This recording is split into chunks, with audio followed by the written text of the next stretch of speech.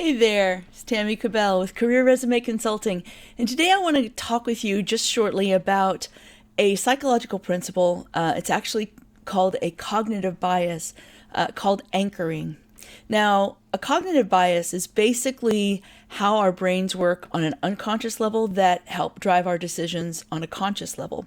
So, anchoring is especially important when you are negotiating or when you're in a hiring process, because anchoring it basically means the first thing that you judge influences your judgment on everything that follows.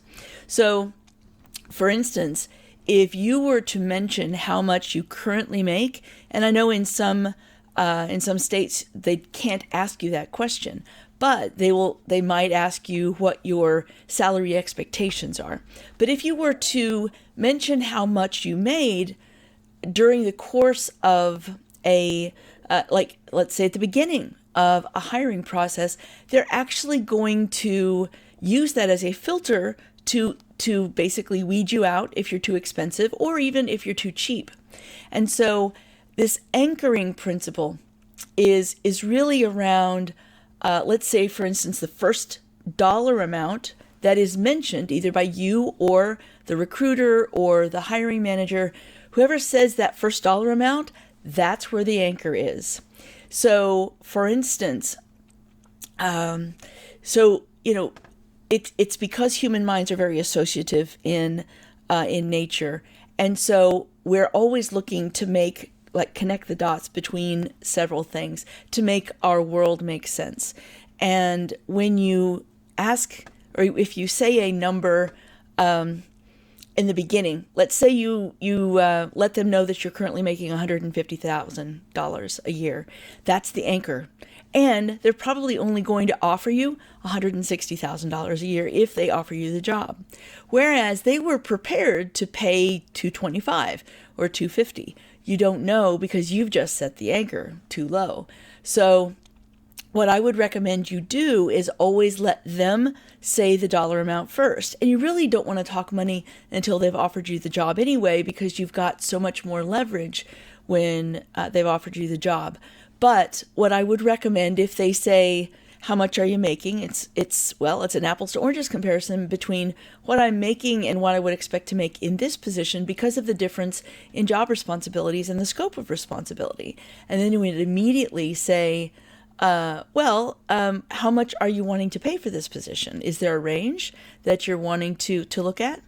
And then even if they say the range first, they've set the anchor. And if it's too low for you, that's okay. You can actually still see the process through. So your answer would always be, oh, I'm sure we can come to an agreement on compensation if we both feel I'm right for the job.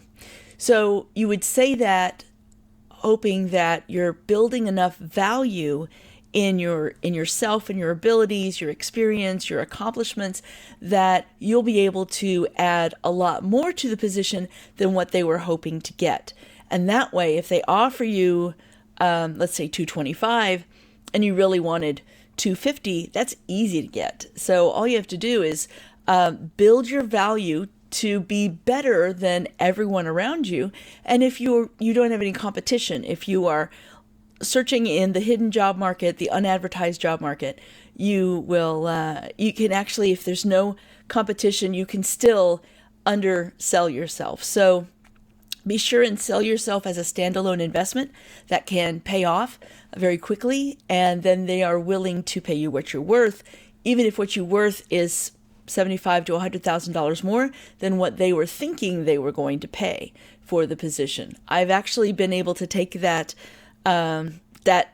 dollar amount that they've put as a range, an initial range. I've been able to double that. So just know that range doesn't always have to be that range, especially if it's a new position that they're willing to pay. And even if it's an old position, someone had held the position and left. I recently helped just a couple of weeks ago, someone that the person that he was replacing was making $250,000, and we were able to get him I think it was a little over 400,000, like 425, 435, for a sales leader in the exact same responsibility, the exact same position. But it's because they saw in our client something that they didn't have in the other person. And they felt that that was really worthy of paying top dollar for, because we're talking about world-class talent versus just regular talent. So I hope that helps.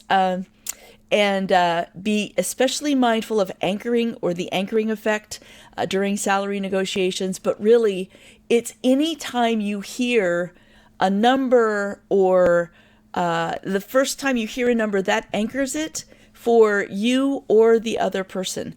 So just keep that in mind too. For instance, in things like buying a car, you just want to make sure that you understand that the first dollar amount you see affects your judgment for every other dollar amount that you see. In other words, the first car you look at, that sticker price is going to be what you judge all of the other cars by, as far as cheaper or more expensive. It happens with homes as well.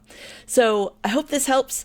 If you'd like more information, please visit our website at www.careerresumeconsulting.com. I've got a lot of free resources there. All right, talk to you soon. Bye now.